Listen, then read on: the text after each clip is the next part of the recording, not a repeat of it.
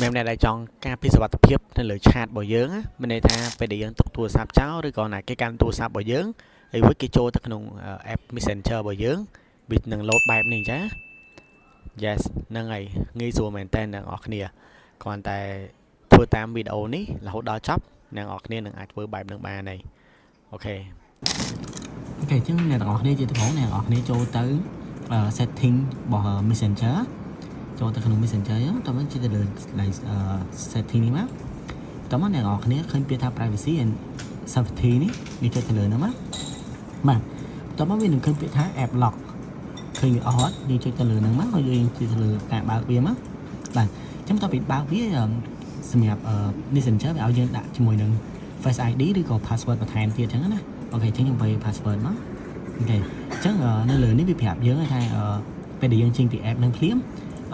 វានឹង lock សោភ្លាមឬក៏1នាទីឬក៏15នាទីឬក៏1ម៉ោងអញ្ចឹងណាជាធម្មតាយើងយកអាខាងលើមកបន្ទាប់ពីយើងចេញពី app Messenger ហ្នឹងមកគឺ app របស់យើងមាននឹងធ្វើការ lock ភ្លាមតែម្ដងអូខេឥឡូវខ្ញុំសាកតេស្តវាមើលហ្មងណាអូខេអញ្ចឹងចូលទៅលើ Messenger មកអូខេអញ្ចឹងមាននឹងជាប់ password បែបហ្នឹងអញ្ចឹងបើសិនជាទូរស័ព្ទរបស់អ្នកគ្នាមាន scan មុខអ្នកគ្នា scan មុខតែបើសិនជាអត់មាន scan មុខទេអ្នកគ្នាអាចវា password ហ្នឹងបានអញ្ចឹង yes អញ្ចឹងពេលដែលគេចង់ចូលមករបស់យើងគឺវានឹងជាប់បែបហ្នឹងងាយស្រួលនឹងសុវត្ថិភាពអូខេអញ្ចឹងកុំភ្លេចជួយ like share និង follow ដើម្បីទទួលបានចំណេះដឹងថ្មីបន្ថែមទៀត